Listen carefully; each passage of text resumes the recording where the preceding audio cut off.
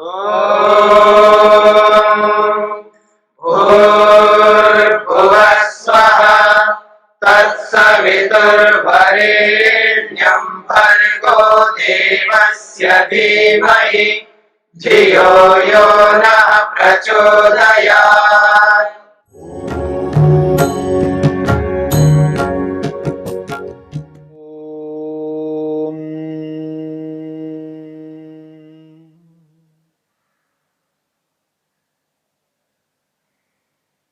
पांच क्लेशों में चौथा क्लेश है द्वेष।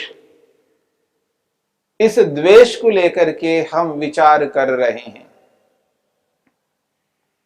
दुखानुशयी द्वेषः। दुख और दुख के साधनों के प्रति मन में एक प्रतिशोध की भावना रहती है, विरोध की भावना रहती है, हानि पहुंचाने वाली भावना रहती है, एक आवेश की स्थिति रहती है। उसको यहां पर द्वेष शब्द से कहा है।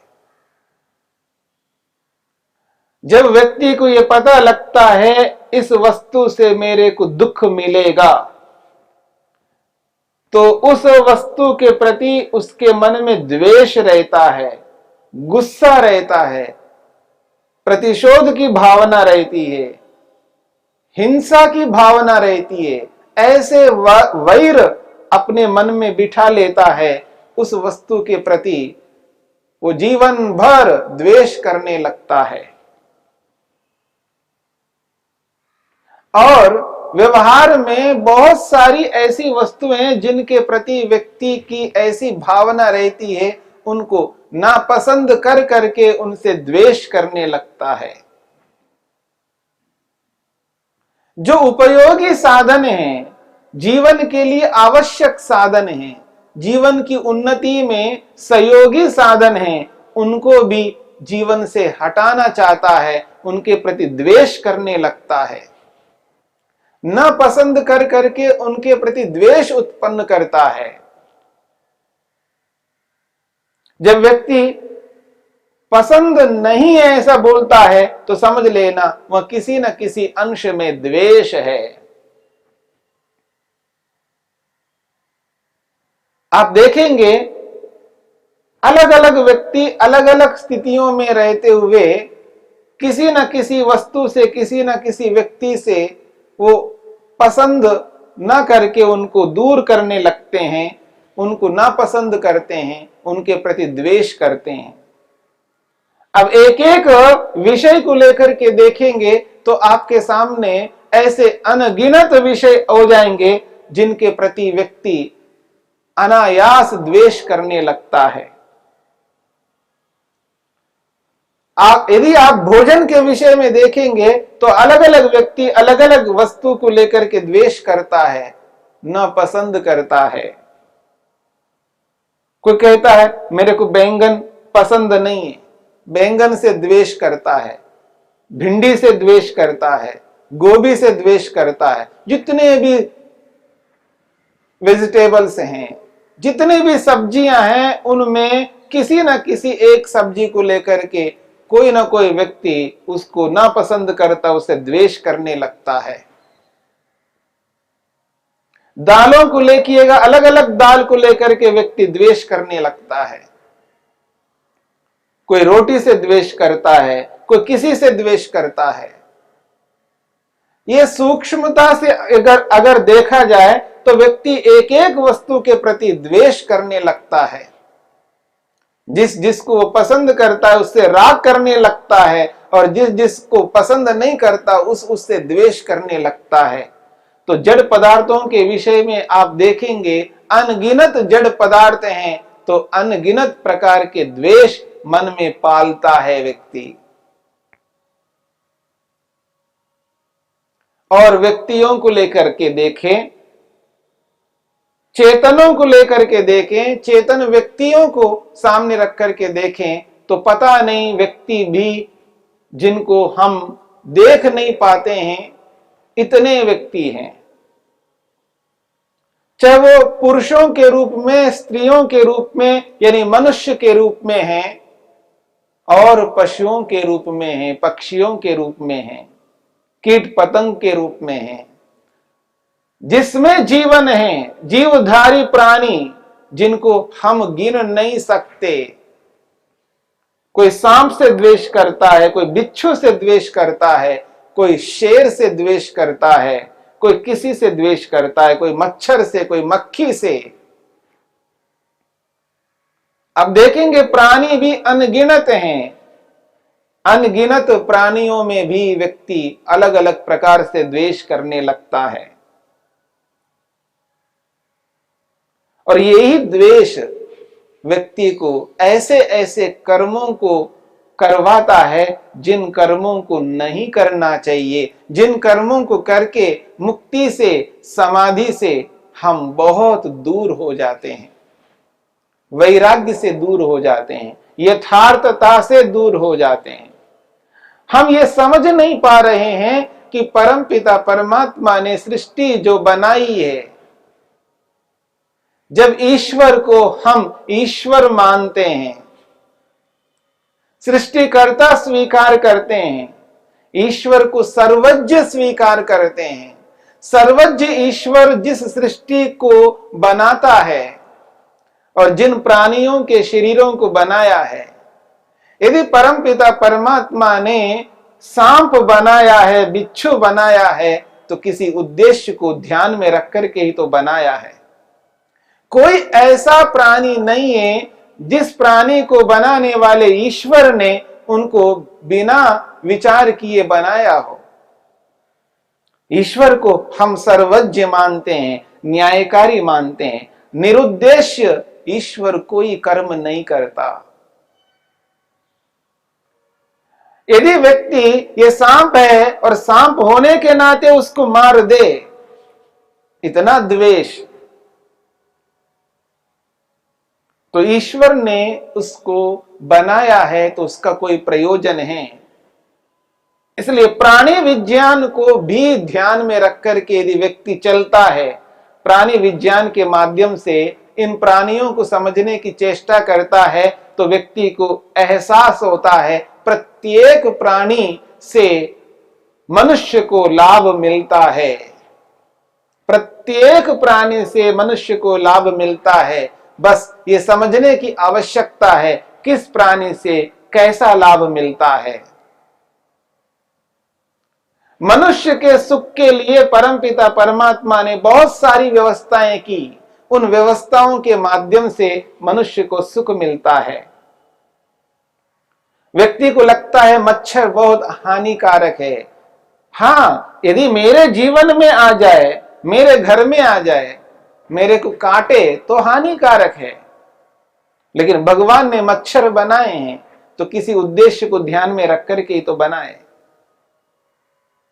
हम अपने घर में शुद्धि रखें, अच्छी बात है, और घर के बाहर शुद्धि ना रखें तो मच्छर तो उत्पन्न होंगे। अंदर भी शुद्धि रखनी है, घर के बाहर चारों ओर भी शुद्धि रखनी है। और जो हमारे घर में अशुद्धि फैलती है, उस अशुद्धि को इकट्ठा करके हम जहां डालते हैं वहां तो मच्छर हो, और उस अशुद्धि को समाप्त करने का काम जो करते हैं, यदि मच्छर ना हो तो अशुद्धि को साफ कौन करें? कोई तो प्राणी है जो अशुद्धि को साफ करने वाला है। मैं ये नहीं कहना चाह रहा हूं केवल मच्छर ही साफ करता है, और भी प्राणी हैं जो परमपिता परमेश्वर बनाते हैं और उस अशुद्धि को दूर करवाते हैं। हाँ, जो हम अशुद्धि अपने शरीर से निकालते हैं, जो घर में से निकालते हैं, उस अशुद्धि को इधर उधर न डाल करके उसको इकट्ठा करके एक ऐसे स्थान पे ले जा करके डालना चाहिए जहां मच्छर हो और उस अशुद्धि को साफ करे। हमारे घर के आसपास ना हो, हमारे घर में ना हो, यह आवश्यक है। पर यह नहीं आवश्यक है कि मच्छर ही ना हो। बिच्छू ही ना हो, सांप ही ना हो, कीट पतंग ना हो, अलग अलग प्रकार की योनि में जो प्राणी है वो ना हो, ये अलग बात है। इसलिए किसी भी प्राणी के प्रति द्वेष नहीं कर सकते, और वो द्वेष अविद्या मूलक होने के कारण से, उस द्वेष से जब हम उनकी हानि पहुंचा देते हैं तो ईश्वर की व्यवस्था में हम बीच में आ रहे हैं, ईश्वर की व्यवस्था को भंग कर रहे हैं। ईश्वर ने जिस सांप को बनाया है किसी उद्देश्य को लेकर के बनाया है, और उसको मार करके हम ईश्वर के उस उद्देश्य के बीच में व्यवधान उत्पन्न कर रहे हैं। इसलिए इस बात को समझने की चेष्टा करना है, हिंसा नहीं करनी है। जैसे कोई व्यक्ति मेरे को मार रहा है, मेरे को पीट रहा है, तो मैं उसको रोकता हूं, उसको फिर भी नहीं रुकता है तो उसको मारता हूं। यानी ये जो मारना है मैं अपनी सुरक्षा के लिए कर रहा हूं, इतना अधिकार तो सबके लिए है। मैं न्यायपूर्वक किसी को पीटता हूं, मारता हूं, और वो न्याय मेरे क्षेत्र में है, तब तो मैं कोई गलत नहीं कर रहा हूं।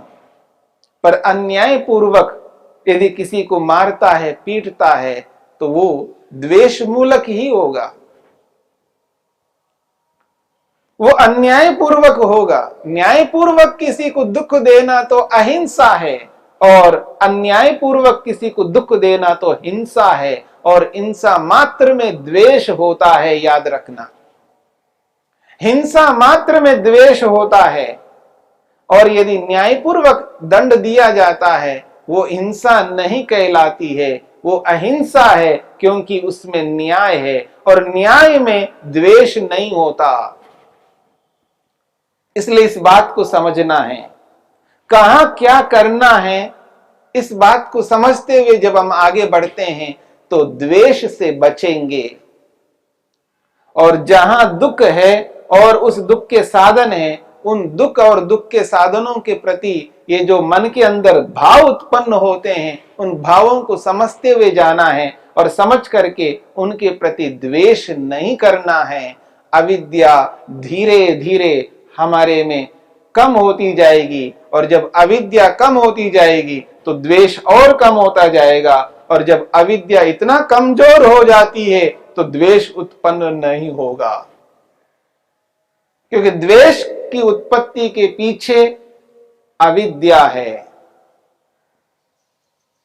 इसलिए अनुकूल हो या प्रतिकूल हो या जिस किसी भी स्थिति में हो, हम द्वेष नहीं कर सकते। द्वेष यदि करते हैं तो अविद्या मानी जाएगी, वो क्लेश माना जाएगा, और वो क्लेश सदा हमें दुख देने वाला होगा। इसलिए दुखदाई क्लेशों को उत्पन्न नहीं करना। ये अविद्या जो है, ये अविद्या सदा व्यक्ति को द्वेष से युक्त करती है, क्योंकि उसको ये लगता है कि ये दुखदाई है, इसलिए उसके प्रति वो द्वेष करने लगता है। उस वस्तु का जो स्वरूप जैसा है वो वैसा ही रहेगा। उसको हमें रोकना है तो रोकेंगे। हमारे जीवन की उन्नति के लिए, हम अपने जीवन की उन्नति के लिए किसी के प्रति अन्याय नहीं कर सकते। हाँ, न्यायपूर्वक किसी को रोकना हो तो वो अधिकार है, अन्यायपूर्वक नहीं रोक सकते। यदि स्वार्थ को ध्यान में रख करके चलेंगे तो निश्चित बात है हम अन्याय करेंगे, और परमार्थ को ध्यान में रखेंगे तो निश्चित बात है हम न्याय करेंगे। उस स्थिति में द्वेष उत्पन्न नहीं होगा।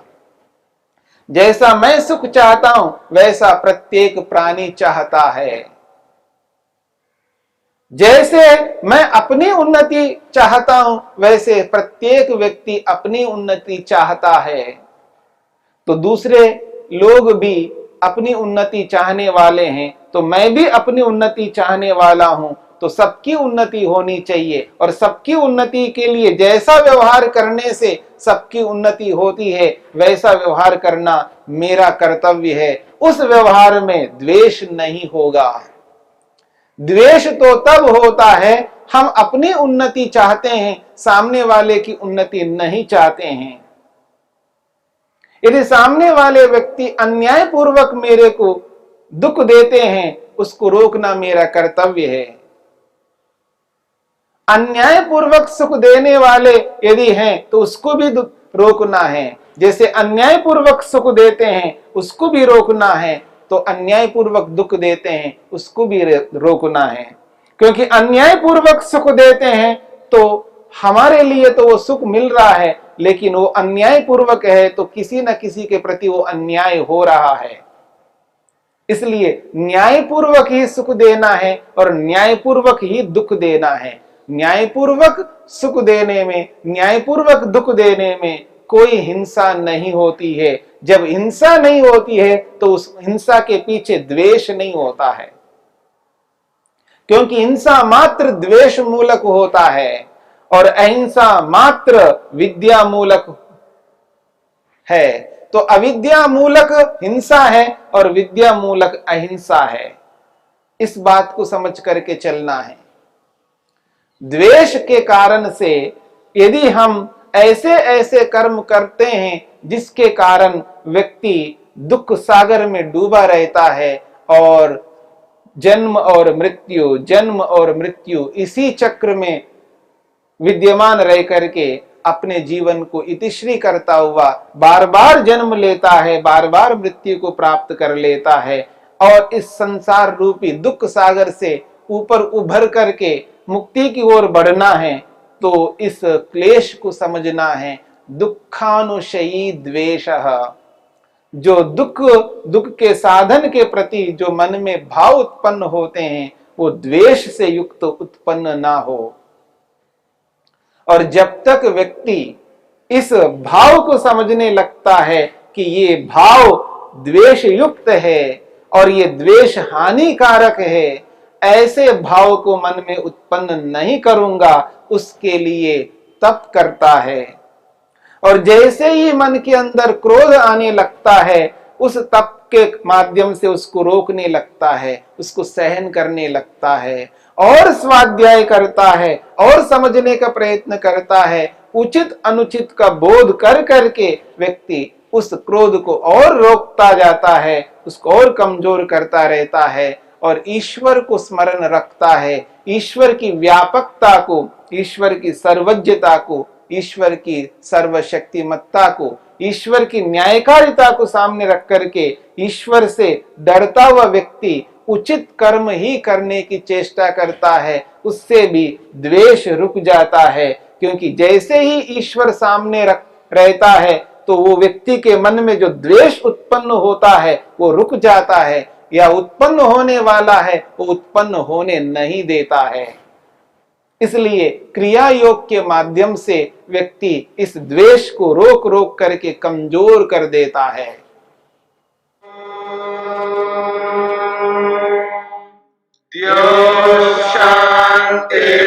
शांतिरंतरिक्षं शांति पृथिवी शांतिरापः शांतिरोषधयः शांतिः वनस्पतयः शांतिर्विश्वे देवाः शांतिर्ब्रह्म शांति सर्वं शांति शांतिरेव शांति क्षमा शांतिरेधि। ओम शांति शांति शांति।